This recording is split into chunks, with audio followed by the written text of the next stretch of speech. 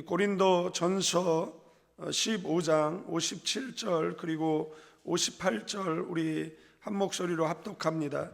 우리 주 예수 그리스도로 말미암아 우리에게 승리를 주시는 하나님께 감사하노니 그러므로 내 사랑하는 형제들아 결실하며 흔들리지 말고 항상 주의 일에 더욱 힘쓰는 자들이 되라. 이는 너희 수고가 주 안에서 헛되지 않은 줄 알미라. 아멘. 우리 오른손 높이 성경책 드시고 저를 따라 기도합니다. 이것은 나의 성경책입니다. 하나님께서 내게 주신 것입니다. 나는 이 성경이 말하는 사람입니다. 나는 이 성경이 가지고 있다는 것을 가지고 있습니다. 나는 이 성경이 할 수 있다는 것을 할 수 있습니다. 오늘 설교자를 통하여 하나님의 말씀을 듣는데 겸손히 받아들여 반드시 변화받을 것을 예수님의 이름으로 기도합니다. 아멘. 사랑하는 성도 여러분, 신앙생활은 단지 교회를 다니는 것으로 끝나지 않습니다. 주님을 진짜 만난 사람들은 반드시 변화를 경험하게 되어져 있습니다. 우리가 눈을 감으세요. 그리고 오늘 죽으면 천국 갈 수 있는 자신이 있는 사람 손 드세요. 그러면 손을 드는 사람이 있고 손을 안 드는 사람이 있습니다. 늘 말씀드리지만 손을 든다라고 해서 천국을 가고 손을 안 든다라고 해서 천국을 못 가는 것이 아니다라는 것을 아셔야 됩니다. 여러분들 어린아이가 부모가 유전학적으로 나의 부모라는 것을 논리 정연하게 설명 못한다라고 해서 그 자녀가 그 부모의 자식이 안 되는 것이 아니라는 것 기억하셔야 됩니다. 교회를 다닐 때 우리가 초보적 신앙에 머물러 있을 때 그런 질문도 하고 그런 질문도 받고 하지만 예수 믿은 지 수십 년 됐는데도 불구하고 끊임없이 그런 질문을 그런 유치한 질문을 한다라는 것 그것 또한 우스운 일이다라는 겁니다. 필리핀에서 사역할 때 함께 있는 전도사님이 끄떡하면 사람들에게 구원의 확신에 대해서 질문하고 답하고 이런 일들을 하길래 하지 말라라고 했던 그런 기억이 있습니다. 모든 성경 공부를 시작할 때마다 눈을 감으세요. 오늘 죽으면 천국 갈 수 있습니까? 없습니까를 묻는다라는 것은 좀 어리석은 일 같다라는 것입니다. 그냥 물으려면 예수 믿고 무엇이 변했습니까? 라고 묻는다라면 그분들은 더 쉽게 대답할 수 있을 것입니다. 예수 믿고 말이 변했습니다. 술을 끊었습니다. 담배를 끊었습니다. 아니면 욕을 버렸습니다.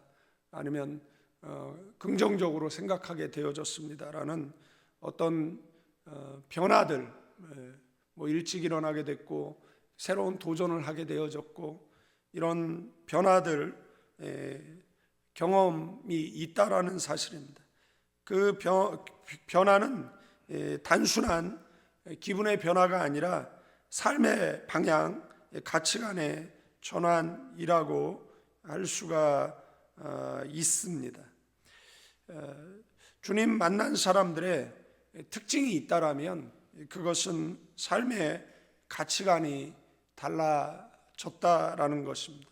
주님을 만나기 전에는 돈이 전부였던, 명예가 전부였던, 권력을 얻기 위해서 불나방처럼 그 권력을 향해 달려드는 그러한 삶이었다라면 그런 것들이 물질이 있어야 안정감을 느끼고 권력이 있어야 지위가 있어야 사람들한테 인정받아야 안정감을 느꼈던 그런 때가 있습니다.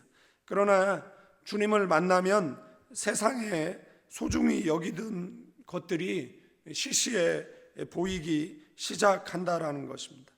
믿음의 눈이 열리면 내가 얼마나 죄인인지, 내가 지옥에 가기에 마땅한 자임을 깨닫게 된다라는 사실입니다. 그리고 그런 나를 예수님의 십자가에서 흘리신 보혈의 피로 구원하셨다라는 그 사실이 믿어지는 순간 모든 삶의 중심이, 방향이 바뀌게 되어져 있다라는 것을 우리는 기억해야 될 줄로 믿습니다. 주님을 만나고 나면 천국을 바라보게 되어져 있습니다. 하나님의 임재가 믿어지고 이 세상에서 삶은 영원한 삶을 준비하는 리허설이라는 것을 자각하게 되어진다라는 것입니다. 성경은 나를 따라오려거든 자기를 부인하고 자기 십자가를 지고 나를 따르라는 주님의 말씀은 단순히 부담이 아니라 천국 백성으로서 살아가라는 하나님의 초청인 줄로 믿습니다. 또한 우리의 삶이 우리가 원하는 방향대로 흘러가지 않고 오늘의 삶이 우리에게 힘듦을 줄지라도 눈앞에 고난이 너무 크고 숨막힐지라도 믿음의 눈을 열어 천성을 바라본다라면 지금의 고난을 기꺼이 거뜬히 이겨낼 줄로 믿습니다. 그리고 고난은 변장하고 나타나는 축복이라는 것 또한 우리는 알게 되어진다라는 사실입니다. 그리고 고난이 하나님께서 나를 붙드시기 위한 사랑의 사인이라는 것 또한 깨닫게 되어지는 줄로 믿습니다. 수많은 사람들의 간증을 들어보면 그들이 이구동성으로 하는 이야기는 고난 가운데에서 좌절하지 않고 일어날 수 있었던 것은 주님을 만났기 때문이다라고 고백하는 것을 보게 되어집니다. 그 고난이 아니었으면 자신의 삶의 방향이 주님을 향하지 않았을 것이다라고 이야기하는 그런 간증들을 우리는 참 많이 보고 듣게 되어진다라는 사실입니다. 시편 기자 또한 시편 119편에 고난 당함이 내게 유익이다라고 고백하는 것을 보게 되어집니다. 고난 당하기 전에는 그릇행이었는데 고난을 통해서 자신이 이제 삶의 방향을 바로 설정하고 그리고 이제 바로 살아간다라는 그런 고백을 하게 되어지는 것을 보게 되어집니다. 우리들 또한 인생의 수많은 고난을 통해서 다시 기도줄을 붙잡고 다시 교회로, 다시 예배로, 예배의 자리로 나아가는 것을 본다라는 사실입니다. 그래서 고난은 저주가 아니라 고난은 축복이고 고난은 은혜이고 고난을 통해서 우리의 신앙은 더욱 돈독해지게 되어지는 줄로 믿습니다. 잘못된 그러한 삶의 방향이 고난을 통해서 바로 수정되어지는 그러한 경험 그리고 그러한 간증들이 우리들 삶 속에도 있는 줄로 믿습니다. 그런데 오늘 37절 말씀에 보면 57절의 말씀을 보면 우리 주 예수 그리스도로 말미암아 우리에게 승리를 주시는 하나님께 감사하노니라는 이 사도 바울의 고백과 같이 사도 바울도 얼마나 많은 고난이 있었습니까? 그러나 그 고난으로 그의 인생이 끝난 것이 아니라 하나님께서 승리케 하셨다라는 그리고 앞으로 승리케 해 주실 것이다라는 고백이 우리의 고백되어지기를 주님의 이름으로 축원드리겠습니다. 오늘 우리에게 신비에 새겨야 될 말씀이 있다라면 우리에게 하나님께서 반드시 승리를 주실 줄로 믿습니다. 우리 민족이 승리할 것이고 우리 교회가 승리할 것이고 저와 여러분의 가정이 승리할 줄로 믿습니다. 우리의 믿음이 승리할 것이고 이 천성을 향한 발걸음이 중단 없이 진행되어질 것이고 주님 앞에 사도 바울의 고백처럼 생명의 말씀을 밝혀 나의 다름질이 헛되지 않고 수고도 헛되지 아니하므로 그리스도의 날에 나로 자랑할 것이 있게 하려 함이라는 고백처럼 주님 앞에 우리가 자랑할 것 가지고 쓰는 그러한 승리가 저와 여러분들에게 있게 되어 질 줄로 믿습니다. 58절 말씀에 보면 그러므로 내 사랑하는 형제들아 견실하며 흔들리지 말고 항상 주의 일에 더욱 힘쓰는 자들이 되라. 이는 너희 수고가 주 안에서 헛되지 않은 줄 알미라 라고 기록되어져 있습니다. 여기에 우리에게 주는 이 세 가지 권면 그리고 세 가지 메시지가 있는데, 첫째, 성도는 견고해야 한다라고 말하고 있습니다. 우리의 믿음이 항상 견고하게 말씀 위에 뿌리 내리고 있는 저와 여러분 되어지기를 주님의 이름으로 축원드리겠습니다. 그리스도인은 죽은 자의 부활을 확고히 믿어야 합니다. 만약에 그 부활을 믿지 못한다, 그리고 우리에게 내세가 있다라는 사실에 대한 확고함이 없다라고 이야기한다라면 우리의 삶은 부정과 부도덕에 빠질 수밖에 없다라는 것입니다. 연일 뉴스를 통해서 부활이 없다라는 사람들, 그리고 내세에 대한 확신이 없는 그러한 사람들의 삶의 모습을 우리는 뉴스를 통해서 접하게 되어집니다.